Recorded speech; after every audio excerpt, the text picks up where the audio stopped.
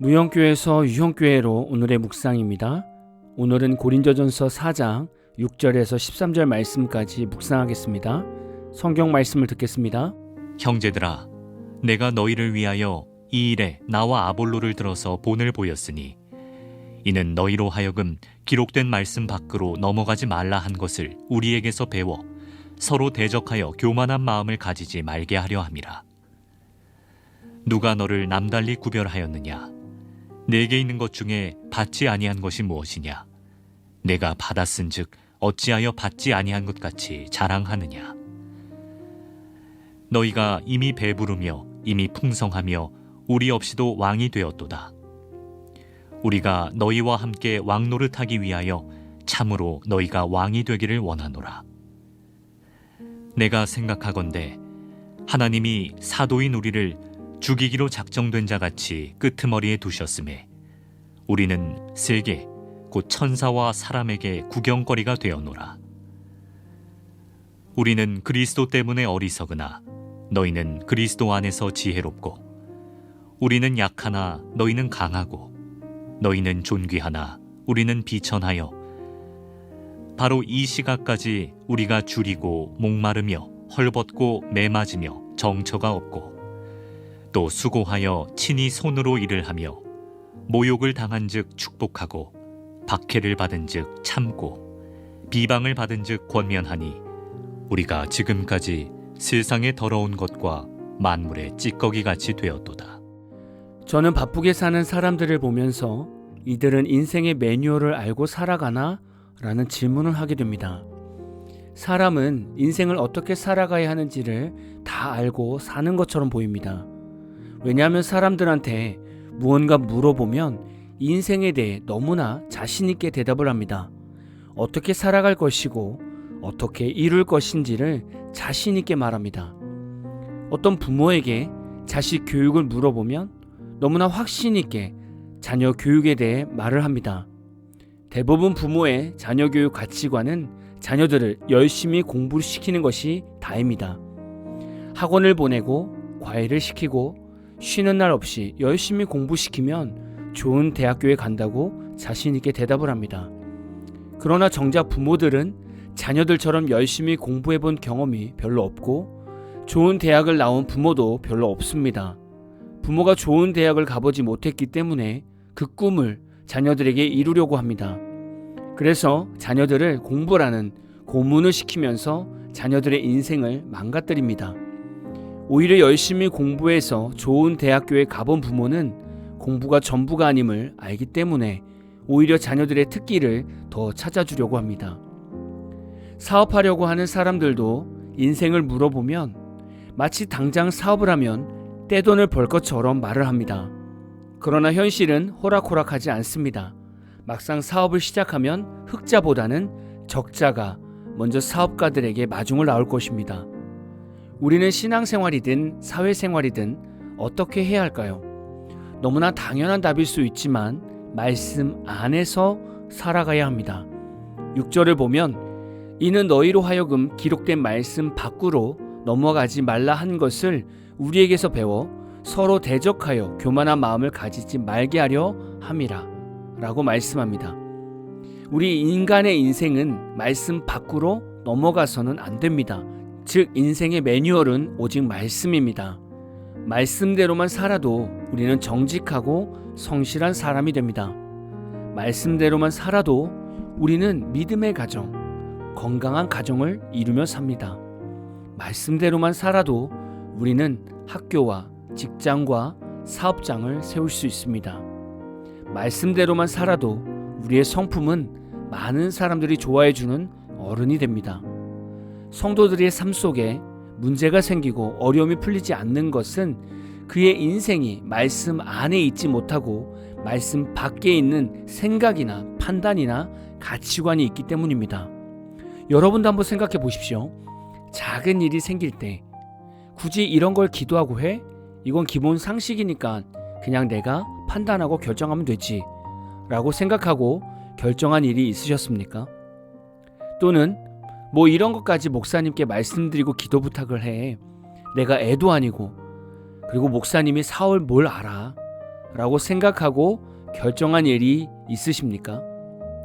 저도 지금까지 목회하면서 많은 성도들하고 대화를 해보았습니다. 저는 성도들보다 사업을 다 알지 못합니다. 사회생활도 많이 알지 못합니다. 그런데 하나님께서 목회자에게 주시는 특별한 은혜가 있습니다. 성도가 목회자가 알지 못하는 분야를 가지고 상담을 할 때 목회자는 3자 입장에서 객관적으로 상황을 듣고 성도의 결정이 말씀에서 벗어난 상황들이 무엇인지 분별하게 됩니다. 그래서 목회자들은 성도들이 하는 사업의 분야를 다 몰라도 신앙적인 조언을 할 수 있고 잘못된 결정을 체크하며 권면할 수 있습니다. 이것은 하나님께서 목회자에게 주신 영적 권위입니다. 그러나 대부분 성도들은 이런 부분을 인정하지 않기 때문에 성도들 스스로가 먼저 모든 것을 결정하고 나중에 문제가 커지면 그때 기도 부탁하려고 목회자를 찾아옵니다. 제가 만난 성도들은 대부분 문제가 크게 터졌을 때 만나게 되었습니다. 대화를 해보면 일을 진행하는 과정에서 이미 사람의 생각과 욕심과 교만한 생각들이 들어갔습니다. 그래서 문제가 커질 수밖에 없었던 겁니다. 만약에 성도들이 말씀대로 삶을 조정하고 내려놓을 것은 내려놓았다면 문제가 커지지 않을 것입니다. 성도들이 말씀 밖에서 일들을 결정했기 때문에 문제가 항상 생기는 것입니다.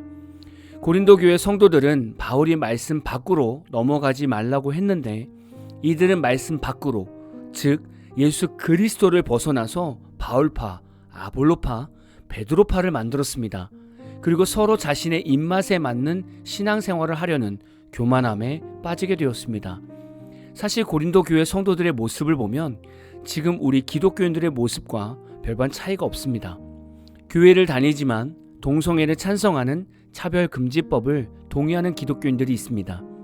교회를 다니지만 북한을 인정하는 사회주의적인 기독교인들이 있습니다. 교회를 다니지만 술과 담배 문화를 당연히 인정하며 살아가는 기독교인들이 있습니다. 교회를 다니지만 자녀들이 결혼 전에 애인과 자연스럽게 여행을 가게 하고 혼전 순결의 중요성을 가르치기보다는 오히려 신앙의 부모들이 임신하지 않도록 피임을 잘하라는 조언을 하는 기독교가 되고 있습니다. 여러분이 보실 때 고린도 교회 성도들과 지금의 성도들이 무엇이 차이가 있다고 생각하십니까? 예수님이 원하시는 삶은 모든 성도가 성경의 사도들처럼 살기를 원하십니다. 주를 위해 세상에서 죽음을 각오하며 살아가기를 원하시죠. 때로는 사도들처럼 배고픔을 참아야 하고 헐벗는 부끄러움을 참아야 하고 때로는 사회적 비난도 이겨내야 할 때도 있습니다. 또한 사람들에게 욕을 먹어도 사도들처럼 욕하는 사람들을 축복해야 되고 비방하는 사람들에게 권면을 하는 삶을 살아가야 합니다. 결국 사도와 성도는 세상의 찌꺼기와 만물의 더러운 것처럼 여겨지는 삶을 살 수도 있습니다. 말씀 안에서 살아가면 앞으로 이런 삶이 주어질 수 있죠. 그러나 말씀 밖으로 나아가면 예수가 사라지고 내 죄성 안에 있는 자아가 다시 살아나서 우리를 지옥으로 인도하는 삶을 살게 합니다. 세상은 결코 호락호락하지 않습니다. 무언가 처음 시작할 때 말씀을 잃어버리면 그 뒤의 결과는 산더미처럼 문제가 부풀어서 여러분에게 힘든 고난으로 돌아올 것입니다. 고린도 교회 성도들의 교만함은 말씀 밖에 있었기 때문에 생긴 모습입니다. 여러분은 지금 어디에 서 계십니까? 말씀 안에 계십니까? 아니면 말씀 밖에 계십니까? 오늘 말씀을 묵상하시면서 모든 결정을 어떤 기준으로 했었는지를 다시금 돌아보시는 하루 되시기를 진심으로 축복합니다. 오늘 마무리 찬양은 주인님이 부르신 말씀이신 예수라는 찬양입니다. 찬양 후에는 잔잔한 연주곡이 있습니다. 말씀을 생각하면서 기도하는 시간을 가져보십시오.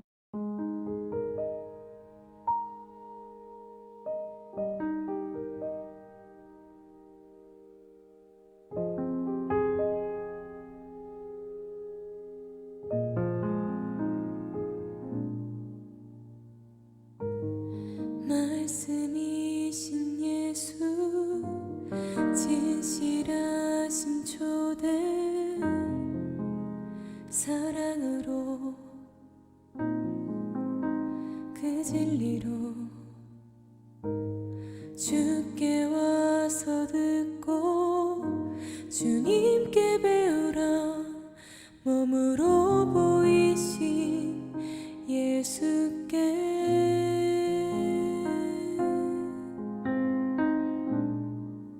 주님 말씀하소서 듣기 원해요 인도하소서 따르기 원해 두려움 저 넘어 온전한 나라 참된 생명의 길로 영원한 길로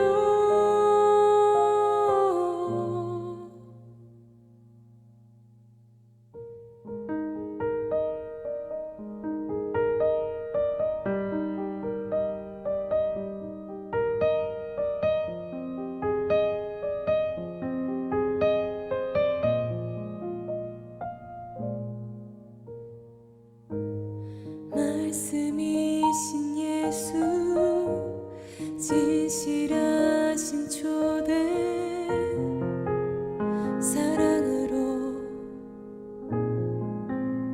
그 진리로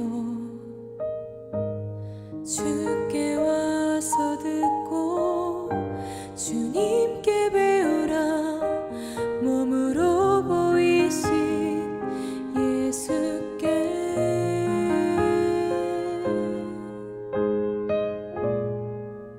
주님 말씀하소서 듣기 원해요 인도하소서